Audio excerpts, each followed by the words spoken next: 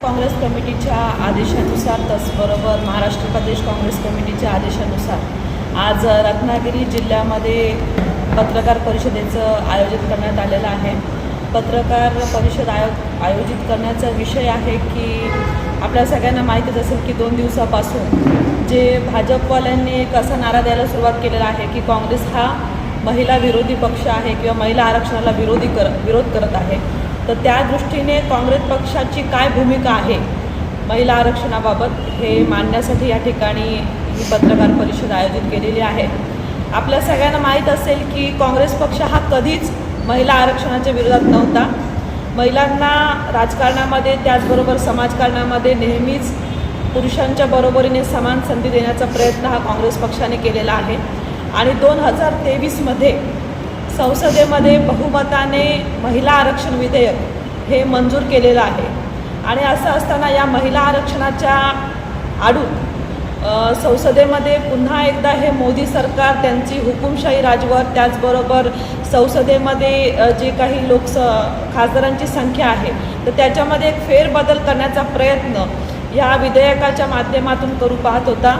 मुळात हे विधेयक जे आहे ते महिला आरक्षण विधेयक नव्हतं। हे विधेयक जे होतं हे 131वी घटना दुरुस्तीचं विधेयक होतं।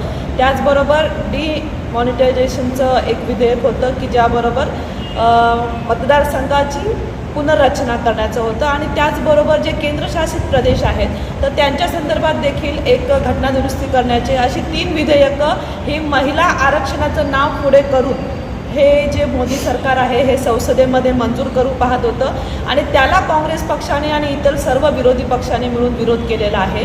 जसं आपण बघितलं तर ही जी 131वी घटना दुरुस्ती आहे तर त्याच्या माध्यमातून जनगणना न करता मतदारसंघाची पुनर्रचना करण्याचा प्रयत्न हे मोदी सरकार करू पाहत होतं। त्याचबरोबर दक्षिण भारत आणि उत्तर भारत याच्यामध्ये जी खासदारांची संख्या आहे मतदारसंघाचं जे क्षेत्र ज्या सीमा ठरलेल्या आहेत त्याच्यामध्ये फेरबदल करण्याचा प्रयत्न मोदी सरकारकडनं करू पाहत होते।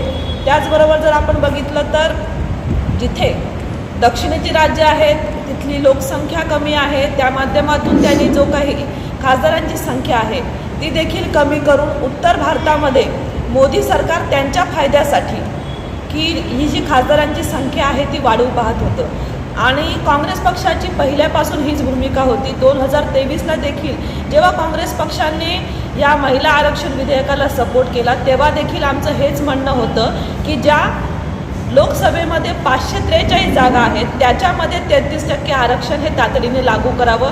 आज देखील मोदी सरकार आहे या परिस्थितीमध्ये जर 33% आरक्षण लागू करत असत तर त्याला आमचा निश्चित पाठिंबा आहे। परंतु ह्या घटना दुरुस्तीच्या माध्यमातून मोदी सरकारचा असा प्रयत्न 543 जर आपण जागा बघितल्या तर जवळजवळ 120 महिला पदाधिकाऱ्यांना लोकसभेमध्ये प्रतिनिधित्व करायची संधी मिळत होती। सध्याच्या काळामध्ये आपण बघितलं तर 74 महिला खासदार या संसदेमध्ये काम करत आहेत। ही संख्या समजा अजून 100ने वाढली असती परंतु जर ही 850 जर केली तर या ठिकाणी महिलांना जवळजवळ 230 महिलांना आरक्षित सीट होतील आणि या आरक्षणामध्ये 570 या पुरुष आरक्षणाच्या ज्या जागा आहेत ज्या खुल्या जागा आहेत त्या वाढल्या जातील। मग या ठिकाणी असा प्रश्न निर्माण होतो की खरोखर हे महिला आरक्षणाच्या नावाखाली पुरुषांना आरक्षण देऊन आपली जी भाजपची सत्ता आहे त्याचं एक म्हणजे सत्ता केंद्रीकरण करून आपला एक भाजपचा होल्ड ठेवण्याचा प्रयत्न हे मोदी सरकार करत आहे का? तर ह्यावरून या सगळ्या गोष्टी स्पष्ट झालेल्या असल्यामुळे आणि कुठलीही जनगणना न करता या पद्धतीने चुकीच्या पद्धतीने या प्रकारची जी अंमलबजावणी करण्याचा मोदी सरकार प्रयत्न करत होता त्याला ह्या संसदेतल्या खासदारांनी विरोध केलेला आहे आणि ते जे विधेयक आहे ते नामंजूर झालेलं आहे। महिला जे आरक्षण विधेयक आहे ते सप्टेंबर 2023लाच मंजूर झालेलं आहे। त्याला राज्यसभेमध्ये लोकसभेमध्ये बहुसंख्येने विरोधी पक्षाने काँग्रेस पक्षाने पाठिंबा दिलेला आहे आणि त्यानंतर राष्ट्रपतींकडे ते गेल्यानंतर राष्ट्रपती महोदयांनी सुद्धा त्याला मंजुरी दिल्यानंतर तसं राजपत्र देखील 28 सप्टेंबर 2023ला आले आहे। आणि असं असताना 2024 पासूनच्या लोकसभेमध्ये देखील मोदी सरकार जे आहे ते ह्या प्रकारच्या या बिलची अंमलबजावणी करू शकलं असतं, परंतु तसं न करता त्यावेळेला आम्ही पुन्हा जनगणना करू आणि 2029मध्ये याची अंमलबजावणी करू असं सांगण्यात आलं होतं. परंतु तसं न करता 3 वर्षानंतर ज्या 5 राज्यांच्या निवडणुका अचानकपणे लागलेल्या आहेत, तर त्या धर्तीवरती मोदी सरकारला कुठेतरी त्याचा फायदा देखील त्यांना भाजपला घेता यावा याकरता त्यांनी हा सर्व घातलेला घात होता. या ठिकाणी असं मला आवर्जून सांगावं असं वाटतं, कारण पश्चिम बंगाल आणि आसामच्या राज्यांच्या निवडणुका आहेत आणि या धर्तीवरती अचानकपणे हे संसदेचं तातडीचं अधिवेशन बोलून या ठिकाणी चर्चा केली गेली आणि मुळात महिला आरक्षण नसताना देखील देशभरातील माझ्या महिला भगिनींचं एक लक्ष विचलित करण्याचा प्रयत्न आणि विरोधी पक्ष हा काँग्रेसच्या विरोधात आहे असं भासवण्याचा प्रयत्न मोदी सरकारकडनं केला गेला. मुळात या ठिकाणी मला सांगावंसं वाटतं की जेव्हा राजीवजी गांधी हे पंतप्रधान होते त्यावेळेला त्यांनी 64व्या घटना दुरुस्तीने मुळात सर्वप्रथम स्थानिक स्वराज्य संस्थांमध्ये महिलांना 33% आरक्षण देण्यासाठी प्रयत्न केले होते. त्यावेळेला त्यांना विरोध करणारे हे भाजपचेच लोक होते. त्यानंतर जेव्हा नरसिंहराव पंतप्रधान होते त्यावेळेला 73व्या आणि 74वी घटना दुरुस्ती करून स्थानिक स्वराज्य संस्थांमध्ये महिलांना 33% आरक्षण देण्यात आलं. त्यानंतर 2010मध्ये UPAच्या सरकारमध्ये ते आरक्षण 33%चं आरक्षण हे 50%पर्यंत करण्यात आलं. आणि मला आज या ठिकाणी सांगायला अभिमान वाटतोय की देशाची पहिली महिला पंतप्रधान असू दे, राष्ट्रपती असू दे, पक्षाचे राष्ट्रीय अध्यक्ष असू दे, अनेक राज्यांमधल्या मुख्यमंत्री असू देत किंवा राज्यपाल असू दे, हे देण्याचं काम जे आहे ते काँग्रेस पक्षानेच केलेलं आहे.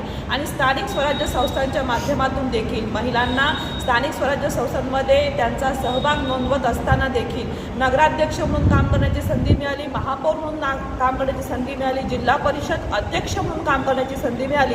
त्याचबरोबर इतर क्षेत्रामध्ये देखील महिला या सक्षमपणे काम करताना जर आपल्याला बघायला मिळत असतील तर मला आवर्जून सांगावंसं वाटतं ही सर्व काँग्रेस पक्षाचीच देण आहे आणि असा काँग्रेस पक्ष हा कधीच महिला विरोधी पक्ष असू शकत नाही.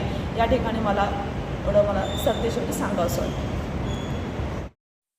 लोकांसमोर जाऊन सांगतात की काँग्रेसने विरोधी पक्षाने विरोध केला आहे, त्यामध्ये काँग्रेस किंवा तुमचे जे मित्र पक्ष आहेत ते असं का नाही म्हणजे लोकांकडे जाऊन सांगत किंवा काय कुठे जिल्हा पातळीवर तालुका पातळीवर का नाही त्या संदर्भात तुम्ही त्या संदर्भात जेव्हा हे विधेयक मुळात त्यांनी विधेयक जे आहे हे महिला विधेयक आहे असं भासवण्याचा प्रयत्न केला गेला आणि त्यांना माहिती होतं की ह्या ज्या सगळ्या 3 गोष्टी जी विधेयकं त्याला संलग्न करून त्याच्या आडून ते करू पाहत आहेत त्याला नक्कीच विरोध होणार आणि त्याच्यामुळे त्यांनी त्या पद्धतीने एक तशी खेळी ह्या ज्या 2 राज्यांच्या निवडणुका आता आहेत तामिळनाडू आणि आसाम पश्चिम बंगालच्या, तर त्या दृष्टीने महिलांना त्यांचं लक्ष केंद्रित करण्यासाठी आणि महिलांना दाखवण्यासाठी की बाबा हे जे पक्ष विरोधी पक्ष किंवा काँग्रेस आहेत हे महिला विरोधी आहेत, याच्यासाठी त्यांनी केलेली ही आखणी आहे.